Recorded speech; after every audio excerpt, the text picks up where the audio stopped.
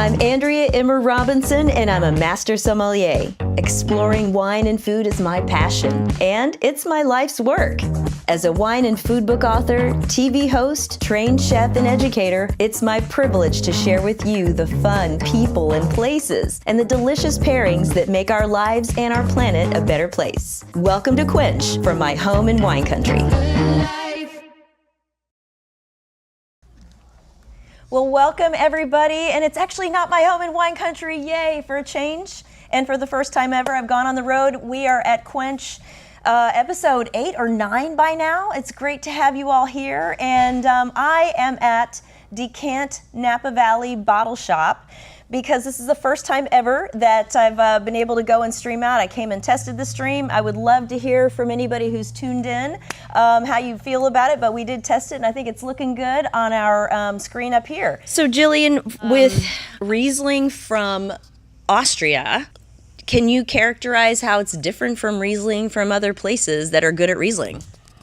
I think, sometimes, well, for me, Austrian wines in general are so terroir driven. Yeah. Like sometimes you could even, in a blind tasting, confuse Gruner Veltliner with Riesling because it has that same sort of racy, some of the white pepper, some of those things that are very similar characteristics, and you just know that it's from that very unique place. It's not particularly petrol-y either. No, it's not petrol-y. It's a little bit more full-bodied, right, than German counterparts. Maybe not as fruit-driven as its Alsatian counterparts.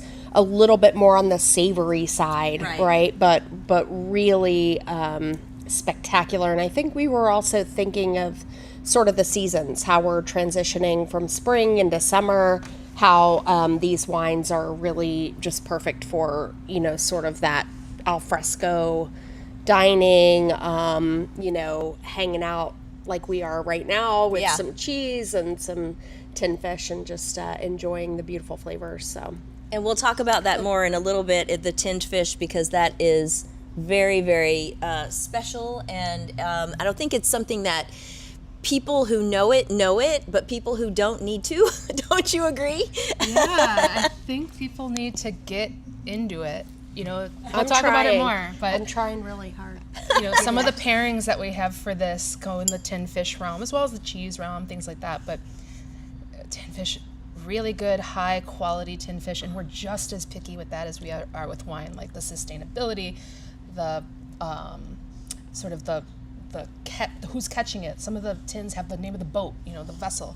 We're very, very, and it's all about terroir too. Yeah, and sometimes I'm like, Cara, how many are there here now? How many? I think there's like 40. I think we have like 60 in SF. Wow. The largest tin fish collection in the Bay Area. I did, years ago, I did a show for Delta Airlines. It was, a lot of people saw it because it was back in the day when you only got to watch one thing on a screen as opposed to having 300 channels and 7,500 movies. And it was back in the day when you could talk to Jose Andres, and he actually met us at this tinned fish place in Barcelona, and that was the first place I got introduced to it. And he's like, "Okay, Andrea, it's the cans of fish, but I know it sounds really dumb when I say the cans, but the cans are everything." Everything. And I'm just gonna say that everyone needs to explore this, because also it's really good for you nutritionally, right? Super pure protein, and then a bunch of great, like omega 3s and 6s and all the stuff that we need. So the ability to preserve it, right? And the peak freshness. Yes, exactly. Yeah. So okay, so do we have a little dump bucket? I think we might, or we might need one. And then also, I will get way too charming if I swallow everything. So I might need both a dump bucket for all of us and a spittoon. I've seen you get charming. I've also seen you shake it on the dance floor Shake too, it on the after dance floor. a few glasses of wine, which is pretty awesome. Yes. Well, the next time we do this, we'll have we'll set it up for a wider shot so that we'll be actually able to do the shaking it on the dance floor piece. Okay. So thank you. So thank you very much. We got our behind the scenes roadie there, but instead of coming and switching out the guitars, she's given us more dump buckets and spittoons, which is awesome. So appreciate that. Just curious if anybody in the gathered audience here has any questions or comments on the wine. I know you're tasting it. Delicious, I hear. Okay, what else? Anything else? No wrong answers now. No wrong answer. She loved the soil discussion. Thank you. God bless you. Really pretty. It's really pretty to see. Beautiful. And we were in the winery and like looking over like sort of the valley at Silver Bickle while drinking it, and it was like golden hour, and it was literally shimmering. And I was like, oh, like it is. And this particular wine, it's not austere. There's like sunshine in this glass. It's generous. Yeah. And yeah, it brings me back to like standing on the porch of the winery looking at that vineyard every time, which is on the label too. It's so beautiful. So, and that's, so instead of there's gold in them thar hills, there's silver. Yeah. Which is pretty great. Yeah. And the other thing I noticed, it's very golden. It seems, and they say, I've only been to Austria a couple times, but they say that it has a ton of sunshine, and that seems to always give that extra richness and generosity. Yeah, it's warm. Like, it can get really warm. We were there in March, and at one point we were in the Burgenland, and like we were all taking off all of our sweaters and things because it was very much reminded me of like being in the Bay Area in March where the sun is hitting, but the air is cool, and then you're just like, oh, these vines are like living their best life right now. Yeah. And even in the Kremstall, it's not as terraced and hilly as the Wachau, so you get a little bit more like just intense exposure to sort of sun kind of all throughout the day, which is really, really great. Fantastic. Smells like marzipan, or you know what? It smells like a fruit tart, but like with a graham cracker crust. Yeah. It's amazing how Riesling. God, why is Riesling so good? Yeah. And it just because God loves us, or whoever made nature yellow loves plums. us. I get yellow plums. Like Like those mirabelles. Yeah. Wow. Yeah. So, okay, what would I pair with grouper? Well, this somebody wine from Clearwater, Florida. Yes, next this wine. wine, but also going with the notion of it's the prep, not the protein. Does your grouper have a fruit salsa? Yes, this. Oh, sure. Okay. Like next wine, maybe something different. Speaking of next wine, and I don't know where we're going to end up in the frame here. I tried. Okay. Oh, look, you're there. Oh, hey. Everybody's in. Okay. Hey, all right. So we are switching over to another sunny, warm place, Spain. Yeah. And this is a grape variety that has been championed by some of the heroes of the wine industry, which otherwise we probably wouldn't even have it. So who wants to talk about this wine? Just tell us what we got. You've been there, right? Yeah, I have. I get really excited about Spanish white wines in general. Just the northern Spain area. This is from Valdeorras. This is Viña Godeval, and the grape variety is Godeo. I like to call it a mashup of Albarino, Riesling, and Chardonnay. Wow. Sort of. Right on. What's your favorite variety? Oh, Right my favorite on. varieties, but sort of a Spain's answer to a Chablis or something white Burgundy-esque. It certainly has the texture of Chardonnay, but it's got the florals of Riesling, and it's got the peach and citrus and melon. Unbelievably fragrant. The saltiness of Albarino. Exactly. Yeah. And I'm looking at the label just for people to understand. So you see Viña Godeval, that's the winery name, right? And then you see the grape variety Godeo, because in the Spanish language, double L is a Y sound. Then we've got Valdeorras, the D-O, denomination of origin. Yep. I like how you rolled your R's. And then talk about cepas. Cepas velas. So these are old vines. I think the average is around 35 years. I think they might be older than Cara could correct me on that. They have a few different bottlings, but I gotta say, so this wine retails for around $30 in the shop here. Because this is a killer bargain. wine. Yeah. You could think about a beautiful roasted chicken with garlic and rosemary. You could think about flaky white fish dishes. Like The pairing options are phenomenal. Grilled or pan-seared grouper. Grouper James. Grouper James. And you know what I'm thinking of also is that there's a really, really, I don't know, there's a density to it. It's got a lot of texture. Yeah, it does spend about 5 months on the lees. So Okay. with that kind of extra lees stirring, you get some, I think, added texture and layers that, there's a lot of minerality, sea spray, glorious fruit. I think it's just this is a wine that I want like 3 cases of at home for For all emergencies. the summer. Well, just all the Your summer emergency nights kit. of grilling, Yeah. outside grilling kebabs or roasting a chicken, just having friends over and a lot of different food items. So It looks like I'm on my phone, but our website, we put like really intense, deep, detailed notes about everything, mostly because I think people think sommeliers just know everything about every wine. Many times we've had so much wine and we know which ones we love, but sometimes the details we might like Forget it. a little bit. Yeah. So I thought this was interesting from our website. The Bodega Gaudeval was established in 1986, and it's situated in a restored 12th century monastery. Wow. Wow. It's all estate which grown. they restored, over the years. So and cool. Working with old vines that just cling to the banks of the River Seal up in Valdeorras. Very unique climate and a unique varietal that I love. Can you It's great. talk about why old vines, like why should they be preserved when they're in a great high quality place? Like why would you put old vines on the label? Why would somebody care? I usually use this joke, and sometimes it hits, sometimes it doesn't. All right, let's give it a go. But Give it a go. sometimes I say that old vines are like people. We produce a little less as we get older and older. But we are so much more interesting. Experienced and offer so much more, right? Yes, So that's our story, and we're sticking with That's it. our story, Cheers we're to sticking older with is it. better. fewer clusters on Let's the vine, roll. so more concentration there, right? And although there's no legal restrictions here in the U.S., you could say old vines and it's a 5-year-old Cabernet vineyard. But Don't do that. In Europe, it actually means something. So Yeah. So have you ever seen, because I think I see old vines in, places like South Africa, like Australia, places like clearly Spain, and there are champions of those. We have some great old vines that are field blends and Zinfandels and things like that in parts of California.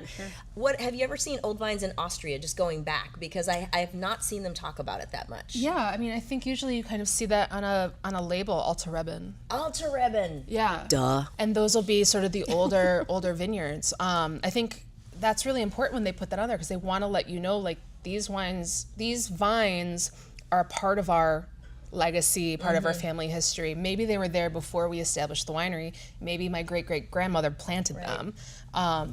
And some of those vines, they go back to over 100 years old. We have a lovely wine from Itata in, did I pronounce that right? You did. Okay. Oh, Itata. Bio. Yeah, down in Chile. Oh. And the vines are, some of the vines are 200 plus years old. Own rooted pais that make next to nothing. And you taste it and it's like, all right, pais is not like the most interesting, amazing grape in the world. However, when you taste it, you've almost like taste the history of Vitis vinifera in the new world. Wow. And that's so rare to find. So I know what I'm buying before I leave the shop tonight. It's cool. It's a cool one. And I will be drinking it with basketball because it's the final game in the play-in for And the Warriors it's against part the Rockets. Of the amazing under $25 selections. Whoa, that even are better. I'll be getting to. Excellent. Yeah, I mean, you can't even drive through Wendy's for $25 these days. So, can to get get like a 200-year-old vines. 200-year-old vine pais that this guy is like reviving in Bio. Or 40-year-old Godello for $30. Yeah, there you go. Yeah. Well, and that's the other thing that's incredibly valuable about places, whether they're restaurants or wine shops, that really put a lot of thought and curation into the selections, because it's a labor of love. And so you get experiences that are just completely different and special and connected to somebody who's doing something that's really worth it. I read a quote the other day that it says, engage with things that another person worked really hard on. I like that. One of the best things that somebody ever told me, that idea of how long it takes, an early mentor of mine said, when you're opening, when you're in service in the restaurant and it's busy and all these things and you're just ripping corks, the good idea is to remember that that cork is just the end of the story of that wine. And to kind of, when you open the bottle, kind of remember okay, these grapes were actually planted in, or the vines were actually planted in 1942. This wine was harvested in 2015. It's all hand harvested. Everybody is doing such minute, perfect work to make this piece of liquid art, right? In a sense that we And have you're to the kind conduit. of remember. You're the conduit. I always You're say, the last person to speak to what is in the bottle. And then we have to bring all of that to the guests, so that's more than just something they're pounding in their glass. I love saying porch pounder and things like that, but every once in a while we have to be like, okay, this is a easy wine, it goes down real easy. However, there is legacy behind it, which I think is really important. Yeah, Not all wines. Hashtag not all wines. Hashtag not all wines. Okay. Hashtag not all wines need to be. Right, that's But true. because we still want to attract people to the category. Yeah. However, And make it easy. yeah, and I like to think of what Cara and the team have built here is all about wine inclusivity. Nice. Because we have approachable, wonderful selections with great stories to tell at the sub $25 price point. Right. And then if you want to go baller and get some Rouleau or D'Angeville in your life, you can do that too. If And somebody else is everything in paying, I between. highly recommend it. People tell us our prices are too good, and I am You're like, I don't You're like, live don't in a let mansion. the CEO hear that. I oh rent. wait, that's me. Yeah. I still rent. It's not. They're not that good. yeah. Happy to help you out and raise the prices, but then you're not going to come here. Yeah. The audience is not complaining. So I think the other thing that these first two wines really highlight for me is that you are in regions that over deliver for the price. Yes. Part of it is that they are not the regions that everyone's heard of. Fair to say? Fair to say. Yeah, we do try to focus on the classics though. So we are always looking for classic wines from classic regions, and I think Godeo from Valdeorras is a classic wine from a classic region. I think all of these wines that we're having are classic from classic. And then we play as well, but we like to have kind of the best of the category in our what we have a connection with to show. So nobody can ever be like, I don't know, I had a Valdeorras and it sucked. Because sometimes that happens when you go to big box stores and you get something that has a DO or something on the label. We had a guest once, and no shade to Trader Joe's, I mean, I get my groceries there, but we had a guest once who was like, I don't think I like Chateauneuf de Pape. And I was like, oh, okay, yeah, tell me why. It's like, well, I got one at Trader Joe's. It was $28, and it just wasn't good. It didn't show anything. And I was like, well, yeah, it was technically Chateauneuf de Pape. However, let's pour you some Brun Avril, or let's pour you Domaine Pigalle. Let's actually taste what Chateauneuf de Pape is, Vue Telegraph. And then they did, and they were like, oh, all right, I do like Chateauneuf de Pape. And I was like, yes. So that's important. Right. Yeah. Put your best foot forward if we're putting something on the shelf.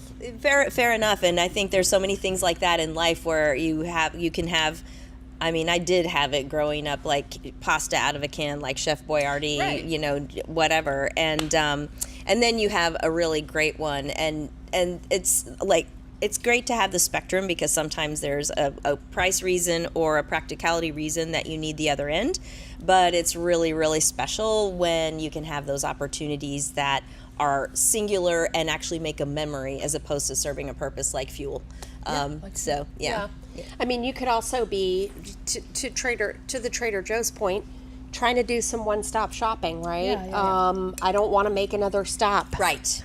But I gotta let people know in Napa here, if you're not making another stop to come here, then to you're buy missing wine. out. Yes, and the thing is that like there's and parking. please do, It's because cute. there's It's parking. Yeah, exactly. And there's just so much cool stuff on the shelf. I can't wait to get the Itata Pais from Bio. I'm excited. Okay, good. so I want to just do a quick departure here and say something also, because we're talking about experiences in stores and outlets and on ramps, and lots of time ago, I did a Satellite Sisters. It used to be this show on NPR. I did this interview, and it was right when the $2 Chuck came out. And we did a blind tasting of it with wines that were like between 2 and like 10 times the price. And it wasn't better than any of them, but it did not embarrass itself.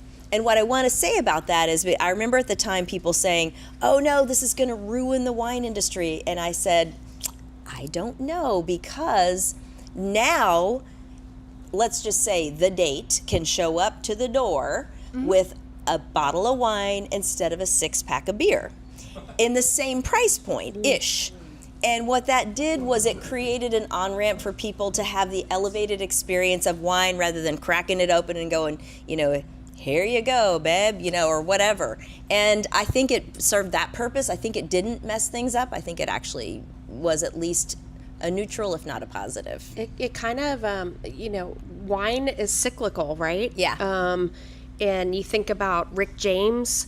When I get there, she's got incense, wine, and candles. It's such a freaky thing. Whoa! I don't hold know. on. I don't know what year that was. Lean this direction. I think it was in the 80s or something. But wine was cool back then. And then it goes into this Rick phase James. Okay, for a minute I was Rick Springfield, James. and I was thinking about the hot tub. Never mind. Okay. Yeah, gotcha. Okay. Very different experience. Very different. Yes.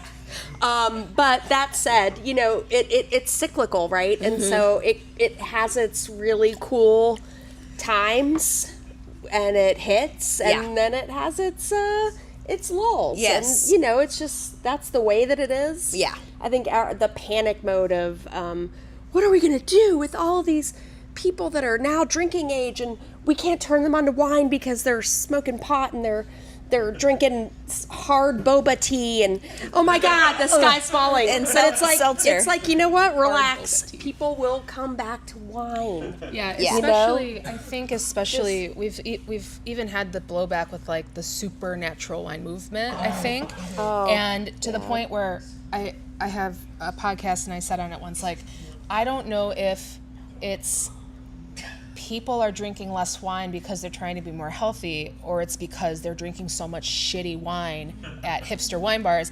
And I love a lot of these places, but if you're drinking stuff that tastes like kombucha, it's going to be like, is this worth the calories, the time, the money? Yeah. I could just drink kombucha. Right. Well, we know where you're not going tomorrow night. But I am.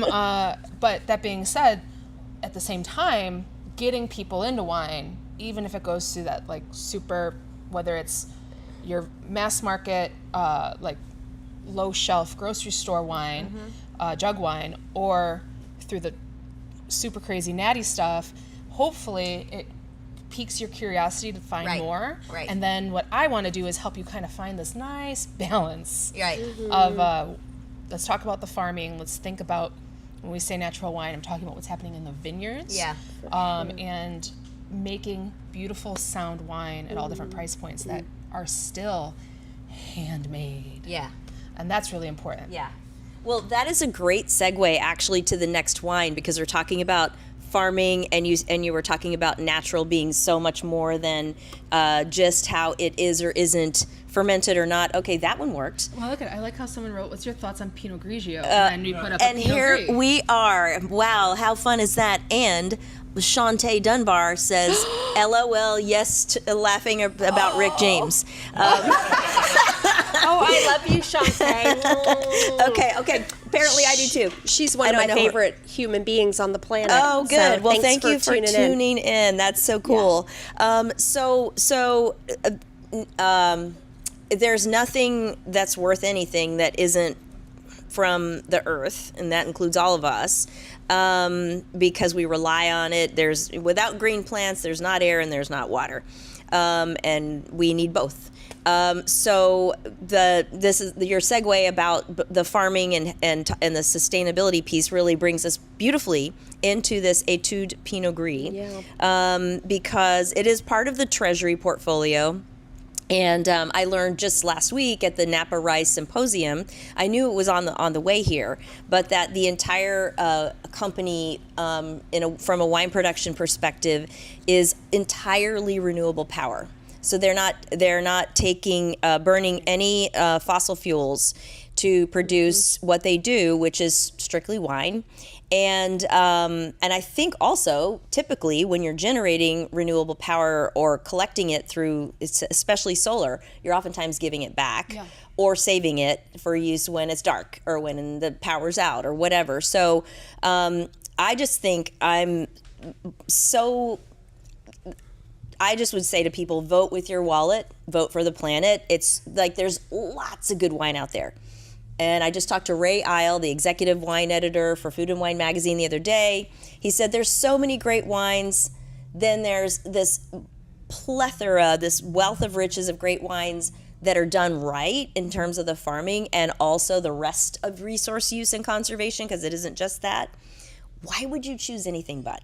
Because you don't have to. You don't have to cut any corners to get the great stuff that's also responsible and future proofing for what we all need. So take us into the glass of this Pinot Gris.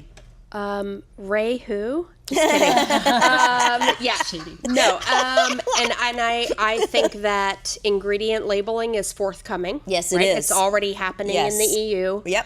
And why not? And amen to that, right? Yep. We have long ingredient lists of everything that we ingest. Why wouldn't it be in wine, especially when it doesn't stop us from buying Fruit Loops? It just doesn't. That's true. I'm not trashing Fruit Loops, but it's not really exactly. It's very far removed from the farm. Let's put it that way. Far removed from the farm. And then so we're transitioning to the Etude Pinot Gris from Carneros.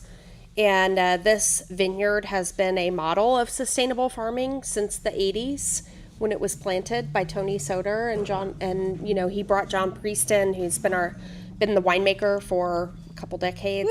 But I think that sustainability, I always call it, Megan, don't laugh, I call it the ability to sustain. Well, hey, I know it's profound, but creating the ability to sustain what you're doing, right? And this vineyard has it in spades. It is a spectacular site with wildlife corridors and 1,500 acres, but only 500 planted grapes because of the very careful patchwork of vineyards that have been created there. This is the Pinot Gris, which, as you know, Pinot Noir over the years, very promiscuous. So we have Pinot Noir, Pinot Blanc, Pinot Almost Meunier, came through my Pinot nose Gris. right there. Okay. So this is the Pinot Gris, right, which turns a little gris, pinkish in the skins at the time of ripening, which you can kind of see a little tinge of copper in the glass there. This is more of a tribute to sort of the Alsatian style, right? Because we are not up high altitude, Alto Adige in Italy, creating these really like mineral driven, very high acid whites. This is has a little bit more richness and weight to it. Totally absent from oak and stainless steel barrel fermentation. Little bit of time on the lees to give you just that touch of sort of brioche, right? Some of that. So a little bit, almost like a meringue, on top of like a key lime pie kind of smell. But then the main fruit that I always get in this peaches, is melon. I get like a really perfect pear, like a Asian pear or something like that. Like the type of pear you want to eat, Right. quickly. That's not sandy, just like a perfect pear. Yeah. Yes. And it's because it's a cool climate. obvious that you would get pear. Where do pears grow? You know, they grow Right. like cooler climates, and you get those sort of pear drop elements, I think. And I like this as a very, well, so Megan, who's my colleague out there in the audience, we're always laughing because we never have any of this on hand because we're always drinking it, because around 4 or 5 o'clock in the afternoon when we're out of creativity and ideas, we're like, let's open some Pinot Gris. Let's see what happens, you know, and then magic happens, you know, it just like the ideas start to roll. The melon and the prosciutto, we break that out, do some little melon and prosciutto. Like, the food pairings are endless with this wine, but That's really an office delicious. you want to work in. Yeah. Where there's just melon, prosciutto, and Pinot Gris ready to go. Yeah. We cater offices. Yeah. But then again, I love that. But then again, you know, here, like at Decant, we wanted to kind of feature some of the great things that we do here in terms of food and snack items. We're So gonna delicious. get So- there. I'm excited to do that. But I set up our broadcast to get us through the wines first before we go to the red, and then we will get into food because this is all about share and pair Sundays. We'll come back to that point. But help us really, really quick parse, like just make the linkage between Pinot Gris and Pinot Grigio so people understand what's going on with that. I mean, are you French or are you Italian? Oftentimes, Yes. when I see, if I just, no matter where it's from, if I see a wine, it's Napa Valley, for example, it says Pinot Grigio, or Willamette Valley Pinot Gris, I'm going to think that it's a stylistic difference. Great. So Pinot Gris will have this sort of softer, more floral quality. It's going to have that melon, that more pear richness. richness on the palate. It's not sweet, but it has a fruity quality to it. And when I hear Pinot Grigio, I think that it's stylistically more like the Italian style, which will be much more zesty and kind of that mix of like citrus peel and like very mineral and almost kind of like a deep citrus. Sometimes mandarin orange, but sometimes Meyer lemon, and sometimes just like lemon zest. It's more in that So much more cutting and zesty. cutting and zesty, whereas these are more kind of elegant and rich for sure. Juicier. Juicier. So, okay, so I love how you bifurcated it with the French benchmark and the Italian benchmark. I think a lot of people know about Italian Pinot Grigio from the Santa Margherita, world, but talk to me, like explain where the French ones come from, because this is worth people pursuing, don't you think? Yeah, absolutely. So that French style of Pinot Gris, we're really finding in Alsace, France. So that's a very dry, again, pretty higher elevation. It's the sunniest, driest part of France, is it not? Like, there's a big rain shadow on the Vosges Mountains. cool air. Cool air, a lot of UV. So the grapes actually get quite ripe without it being particularly hot, and they have a real long growing season. And it just brings out these ethereal almost aromas, and this Carneros etude really does pick out those same parts without what can often happen in Alsace, botrytis notes, which can be that darker, like honey, saffron quality that can come. This is just very like, it feels like you're on the wings of like a dove. Oh, I love that. Wow. Okay. Well, Thank you, Cara. Yeah, delicious Put that on your wine. marketing material. Just kidding. Okay, so we're jumping. We've been, we're coming into the warm months. It was like 79 degrees today, I think, in here where we are in the Napa Valley, which is home for us, all of us. Yep. We count ourselves very fortunate. It's a beautiful community. But we're going to switch over to red, and this is actually a great choice for a summertime red, because once you go into things on the grill that are themselves not the lightest of light, then we can go, and which could be so many things, or obviously doing burgers and brats and all forms of barbecue. Then you get into this, and so we're going to take a quick look at the label because we always like to help people see what they're seeing. And so you've got Côte de Rhône. And people would look at that and go, is it Côte de Rhône? But the French would typically pronounce or drop the last S. if we were in France, we would say Paris as Paris, but they're not about to correct our pronunciation on that because it's just like, just come on and visit us. Spend money. Yep, spend money. And, you know, in the same way that we say Florence, not Firenze. And they don't mind because we don't want to get too crazy with the pronunciations. But then we've got the producer here, Frank Balthazar, and what I want to point out to people, and then I'm going to have you guys explain to me kind of how people can wrangle this. We don't have a grape variety on the label, right? And we did on all the wines so far. And Americans we're very used to that because once we got past the stage of things like Blue Nun and Mouton Cadet, which were very much on-ramp wines for people in the 70s and 80s, then the world got taught, at least in this country, that grape variety is sort of like an ingredient list, right? So if you know the ice cream is vanilla, you know what to expect. And now that if you know that the grape variety is X, there's a lot of familiarity with classic grape varieties now. Not everything under the sun.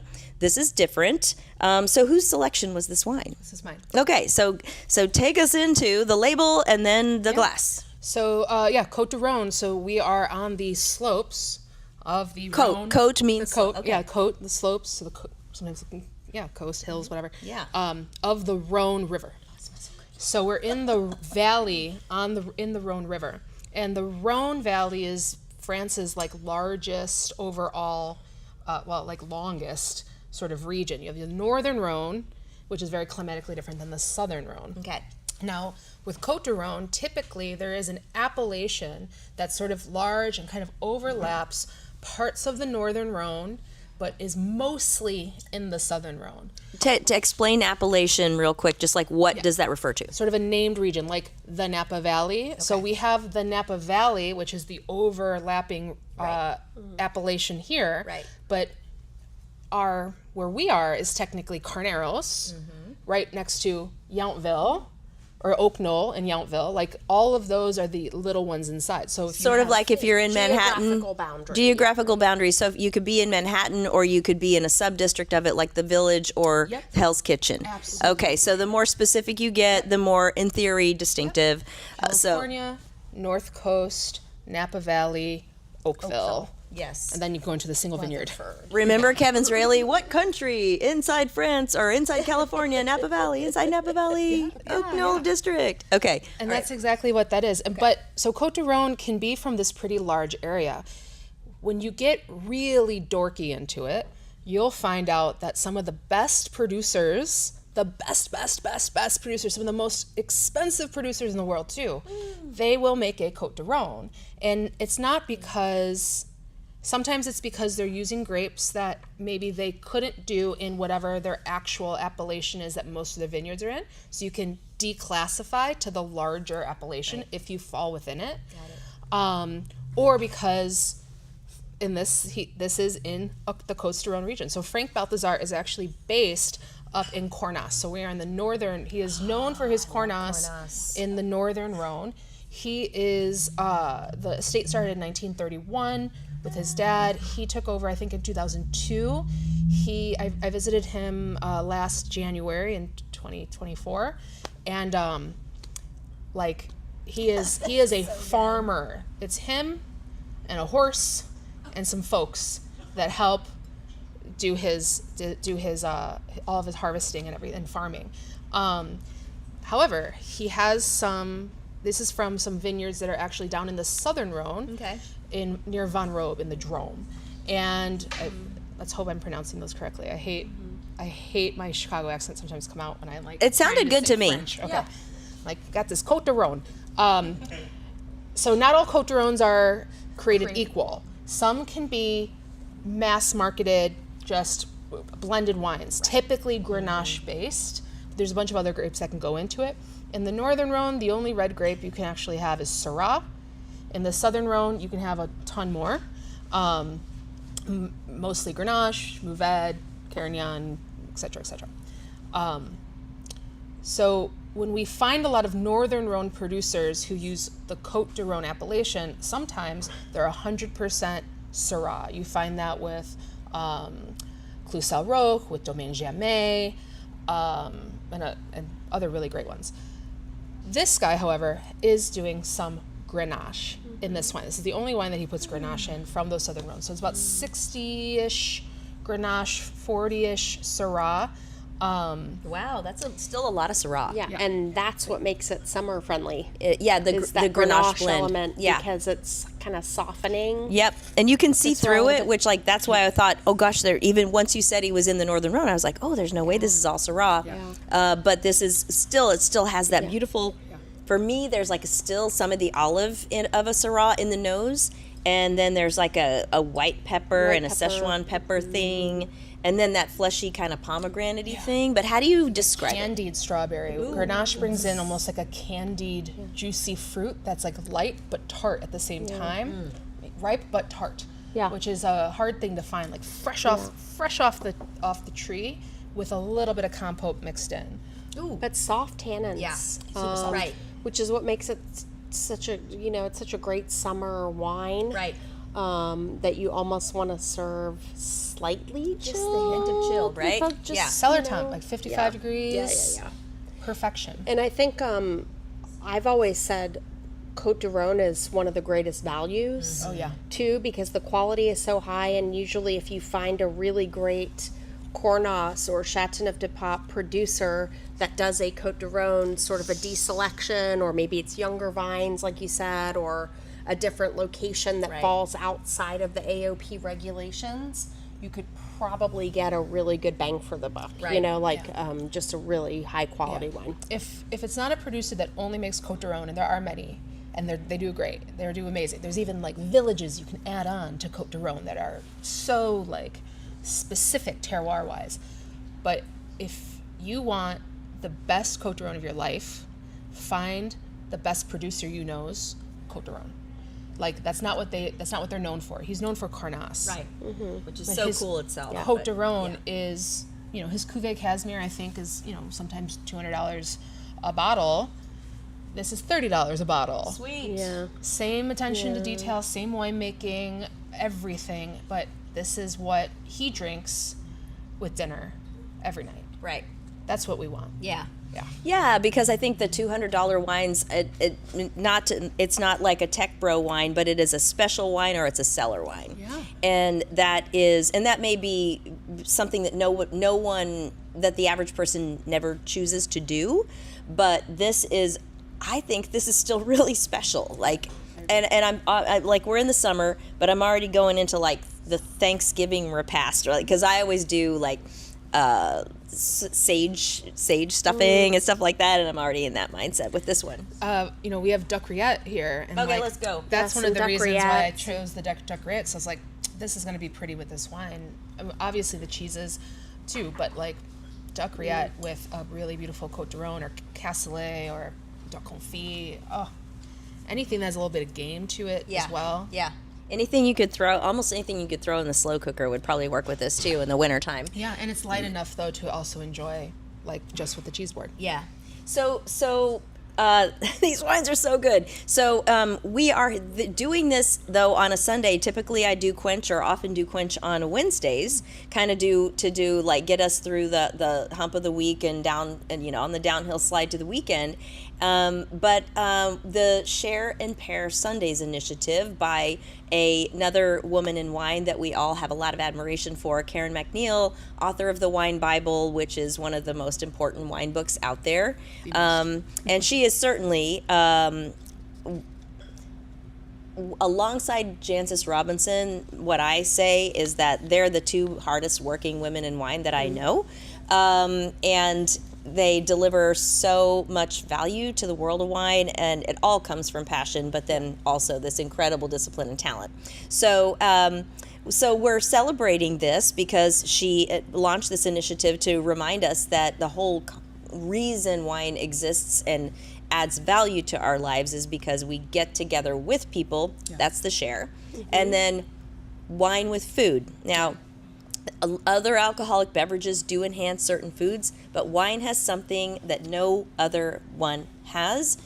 Well, there are maybe a couple, but mostly it's the wine's edge, and that's acid. Yeah.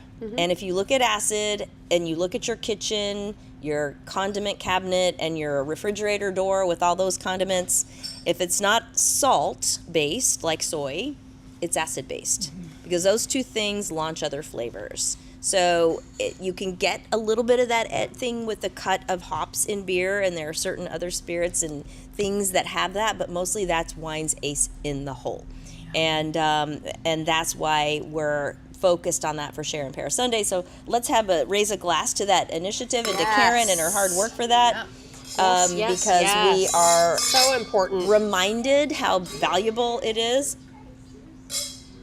And let's talk I about got what in a lot you got. of trouble one time, Andrea, because I actually went on some kind of social media platform, and I was like, beer just does not pair as well with food as wine. And people got upset with you? Very upset with me. Okay. Like, I got hundreds of comments. And I'm just saying, well, it's just my opinion.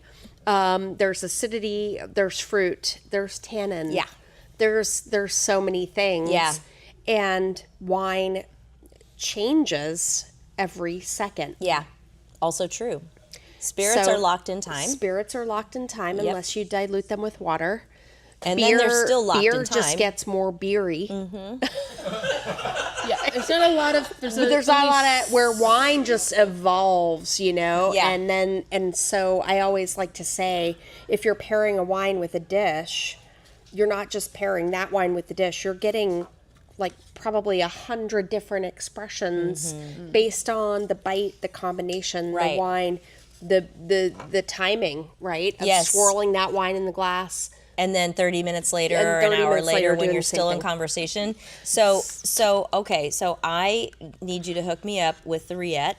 And then we're going to go backwards, because I'm definitely going to have me some tin fish with, and I'm going to have tin fish with red wine too, just so you know. And so while Cara's plating up your special surprise, and little did she know she was going to be like serving me food, but like I'm too far away from it.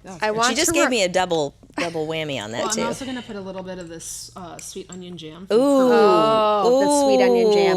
You're going to love that. Okay, so I'm going to do that with the red, but then when I add the sweet onion jam, we might have to bring the Pinot Gris back over here, because that might be a thing that has to happen. Again, acid, right? Like there's a lot of acid in it, and so we always like to have I don't like really just like fig jam, because fig jam doesn't have any acid. Right. Good point. So, it's great with wine, but if you're look at you. Just in case. You can just kind of spread if you like. Wow. It's a spork. It's a spork, and it's bamboo, and it's cool. Yeah, I love them. Yeah. And these are the offerings here every day. Wow. Phenomenal wines. So can people come and consume it here, or so they can come talk a little bit about the experience? And I'm gonna let you hold that while I eat. We have at both Decants, our Napa Valley and our San Francisco location, we have a menu of cheese, charcuterie, tin fish, caviar, and then we do pop-ups as well. But a big thing is we don't have like your typical kitchen. We're not a wine bar with a kitchen. We're a wine shop and bar. And we want to be able to let you sort of learn what you can do at home with minimal effort. And we put a lot of effort into our plates and what we choose. But when I go to someone's house, to a party or something, what I do is I basically come with things. I say, I'm making a cheese board. All of this is from the shop. I've got really great charcuterie. Here today we have the duck rillettes, we have salmon rillettes, we have langoustine rillettes. Oh my gosh. Yeah. And then we also have, on the table we'll show them, but we have some tin fish as well. I have from Denmark, a Danish, from Faroe Islands actually. It is it's a salmon that is smoked in like sea buckthorn and heather, I believe. And then we have a really good octopus sort of roulade? No, what's it called when you roll it up? Yeah, it's a roulade. She is translated well. Not a roulade. It's just an octopus stuffed in octopus with olive oil, lemon, a little bit of herbs coming from Jose Gourmet. We've got almonds from here in the valley, from La Saison, that are brushed with herbs de Provence. We've got some curried cauliflower. Pickled cauliflower and curry, Spanish potato chips. We've got anchovy stuffed olives. And then all of the cheeses that we work with, for the most part, we really try to focus on the amazing quality of cheese that California makes.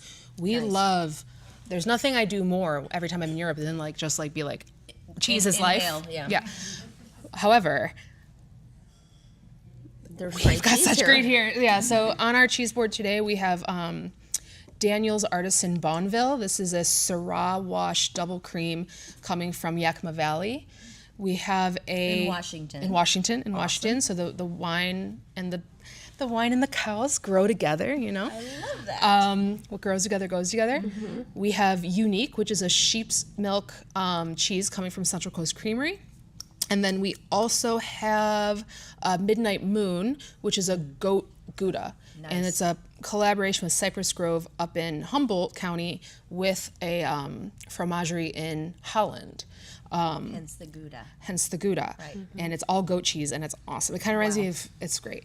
Mama Lil's Hungarian goat horn peppers. The anchovy stuffed olives are out of this world. If you want to, and we sell all of this for you to take home and make yourself. So, have here. Oh, and our bread is from West One Bakery. Oh, wow. Here in Napa Valley. Yeah. So, what we can do that's hyper local, we do, like the fresh bread that's delivered every day, etc. But these fish, in abuela, literally sliced and like rolled these guys. What's in abuela? Like a little auntie. Grandmother. Yeah, a little grandmother a little grandmother auntie in Spain or Portugal, like hand rolled these and made these beautiful, like just beautiful presentations when you open the can, and they're literally peak freshness. Can. Someone told me once that those cans are so pretty they could be Christmas ornaments on a tree. Absolutely. Right? They're beautifully decorated, and they have, as you said, so much spirit and so much identity. They even make these like little ceramic tin holders. Oh, wow. With like octopus or fishies on them that fit the tin. So cute. And we sell those here. We serve them and we sell them here because we want you to be able to have this exact experience at home. That's why we're both a retail shop and a bar. Yes. So be bougie at home. It's actually quite easy. Exactly. And you didn't have to cook anything. And some of the tin fish only cost like $7. And I know when you go to the grocery store and you see like Chicken of the Sea or Wild Planet, and they're, great, and they're $2.50 or whatever. Okay, I get it. But like these are artisanal products crafted with like a chef's mind behind it. Yeah. And that is a huge difference. It's like the wine. Yes, you can get a $12 Cote de Rhone, and it might be fun and great or whatever. Or you can open one and be like, this is Cote de Rhone? This says Cote de Rhone on the label? Come on. This is better than Cote de Rhone. But no, it's Cote de Rhone. Yeah. So this is amazing. I want you to tell me, and then somehow it's going to show up because I have to do this. What wine should I have with the roulade? I think the Godeo. I think the Godeo. Okay, yeah. Godeo, and we can just, I just want a little splash of it because I really want everyone who's watching to understand how extraordinary this experience is. And I also want to apologize for the early audio problems.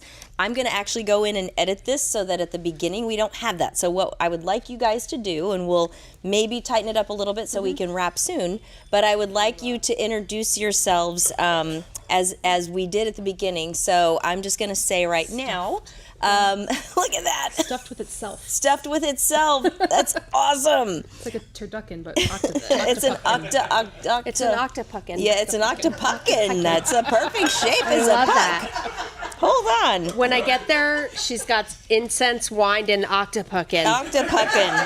That is going to be like such a heck freaky of a scene. Date. It's a scene. Dang, Dang, yeah, exactly. Okay, so I'm going to do a quick intro. So we are at Decant Napa Valley Bottle Shop, our first time with Quench on the road, and I am doing a quick re-intro because my audio at the beginning was not so great, and I want you to know this is a great place to come for extraordinary wines. You're going to see an extraordinary lineup of fabulous values and also delicious pairings, and we've got the two co-proprietors here, Gillian Ballance and Cara Patricia.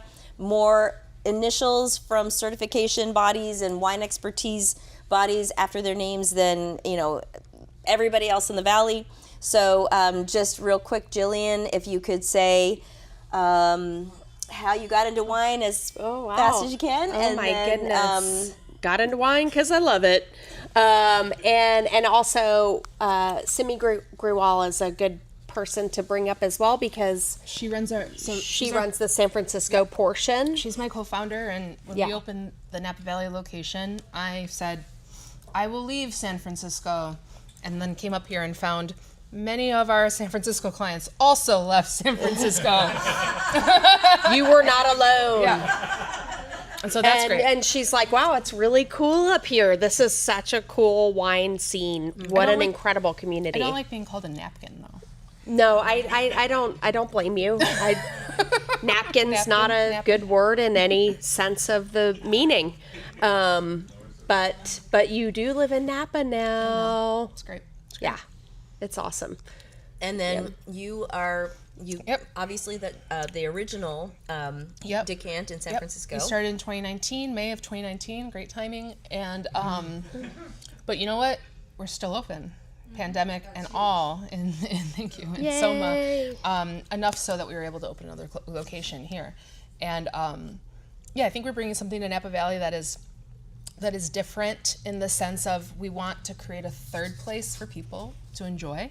You can come here and have a non-alcoholic beer during the day while you're working on stuff. I just had a great one. It was so good. Sober Carpenter. Sober Carpenter beer. Mm-hmm. We pay as much attention to the quality of our non-alcoholic, our beer, our ciders, our sake, our tin fish, everything as we do to our wine. And with our wine, we blind taste like 99% of what comes in our shop. We blind taste before we buy it. Just not Rouleau, because they don't really hand out samples of that. But I do go to La Paule every year to taste the new releases. Absolutely. And that's sort of that important part as well. And when you go to La Paule, you work La Paule. It is not because you get invited to sit there and be fancy. No, it works you, but in the best way. La Paule works you. I highly recommend going if you love Burgundy. And they have like other ones too that I work. It's great. So I just want to say, we do also have these extraordinary Spanish potato chips, and when you're going to eat a potato chip, eat a really good one, right? It's like everything else. Like if you're gonna, there's only limited calories, time of the day, etc. That's important. Yeah, that's important. It is very much like, you said vote with your wallet earlier a bit about sustainability and things like that, and it's sort of the same thing with food. Yes, you can get the mass-produced tin fish, for example, that is at the same cannery that makes cat food, or you can get, which is true, there's 6 canneries in America. Most of them make cat food and tin fish. We don't get them from those places. We're actually trying to revitalize the canning industry in America. That's a big part of what we do. But anyway, it's a thing that we want. But yeah, that's all super important. And wine is food, and so you should have the best all the time. And you can have the best in artisanal without spending a ridiculous amount of money. Right. That's really important. Live a bougie lifestyle on a shoestring budget. You can do it. Right. Well, you just have to come to the right place. Yeah. I mean, it's amazing when you go and travel through Spain and you stop at a gas station and you're like, this is the best potato chip I've ever had. Because they're not masking it with any ingredients. It's like Spanish olive oil, salt, great potatoes. It seems so easy, right? Do you like anchovies? I do. Do you like olives? I like She olives. loves Do you like everything. anchovy stuffed olive? She loves everything. I want that. Yes. I'm not a fan of dirty martinis, but if I was, That is otherworldly. and it comes out of a can from Spain. Wow. And we have them here. Oh my Come goodness. hang out. Oh my goodness. Also, I am going to go We home ship much nationally. poorer. Ship nationally. Nationally. DecantSF.com or DecantNapa.com. We also do really great blind tasting flights on Mondays here at the shop, which is really fun because we get to engage with the wine community and beyond. Yeah. Right? It always blows my mind on Monday nights when we have nurses that just got off from Queen of the Valley and they're like, we want to do a blind flight. Yes. You're like, what? You're like, you just Typically delivered only a wine baby. people would want to do this, but that's amazing. Super cool. Yeah. And it just reminds us that the wine community expands way beyond the professional, the semi-professional, the hospitality person, into the enthusiasts and beyond. And we want to make everybody feel like this is their hub. Like I said, wine inclusivity, right? Wine inclusivity is great. We have at our San Francisco shop, like our original shop, we have a big like neon sign. A little bit before everybody had a big neon sign, but whatever. We don't have that many here. And it's custom made. It just says "Drink for yourself," and that's also the name of our like parent company that we have. That's just me and Sim. Like it's a parent company, but "Drink for yourself" is our motto, and what that really means is like we want to meet people where they are. We're not about Instagram like fads. We're not about like what the cool kids, the cool bars are drinking. We're literally like, let's find out what you like and help you continue to drink things that you like. Yeah. And we want to meet you with hospitality and warmth. We're not gatekeepers. We're guides. Sometimes, people look at the stuff that we have on the shelf and I'm like, I'm not building a museum. Like, buy the closure. Like, I'm not holding it back. We got it on allocation. Doesn't mean you have to get it on allocation. Drink it if you want it. That's the really important part. It's like, let's get you there if you want to be there. But otherwise, we're happy to meet you where you are. As long as you learn something new every time you come in, we've done our job. Yeah, indeed. So as we wrap up, I want to say, first of all, this is just amazing. Thank you so much. Come back anytime. All of you. Love to have you back. And everyone, all of our studio audience as well. Beautiful you're welcome to be louder the next time if you would like. Okay, apparently they have a pulse. No, just kidding. No, you guys were great, and we appreciate that. This is the first time we've done it. So I do want to say this to people who are coming to the Napa Valley. It is expensive to come here, and this is a place where you can come and have a very, very accessible experience and a different one. So if you've made your Napa Valley reservations, and I've lived here for 20 years. I'm a huge fan of the community. There are so many heroes in the wineries, and they are exactly what we want in our world. But it is a bespoke region. This is a place where you can come and do some really cool stuff very affordably, both food and beverage-wise, and not necessarily have to make a reservation ahead of time, but look for the special events. They do some cool stuff, open mic nights and game nights and things that are what Share and Pair Sundays, but Share and Pair Life is all about, which is connecting. Because that's like, why have a pulse if you're not connecting with other people? We are social creatures, and that is more important than ever these days. Find your community. Yeah. We want to help people find their community. Yeah. We have it right here in spades. Right here in spades. Please come back anytime. Oh, be a pleasure. We'll come back, and maybe you guys let us know on social, like kind of maybe some topics that you want to hear about.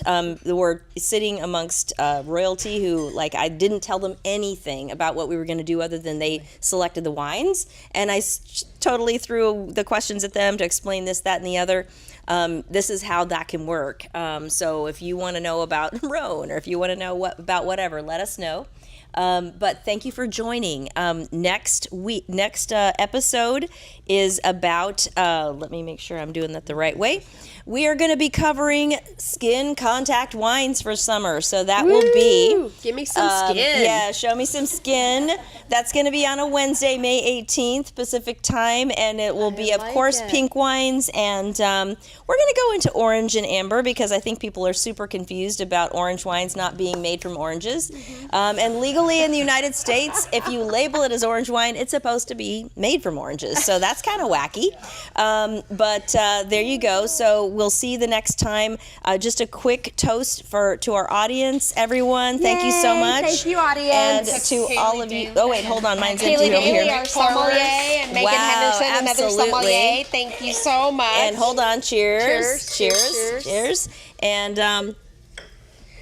to my mentors. and hold on. You too. And hold on. I'm going to zip out of here. What is that? But I'm not going to do a wardrobe change, but I'm just going to say to everyone who's a basketball fan, I'm going to say, go Dubs. Dubs. Go Dubs. This is actually signed by Steph Curry right here. And now that my son is a foot and a half taller than me, it fits me and not him. But anyway, so I'll be jetting out of here. But we will say to our Space City Sommelier friends that all we want is a really good game. And I, as a mom of 3 people, I do not like to have people lose. So I hope your team wins. And I hope my team wins. So thank you so much for joining us, and we will see you the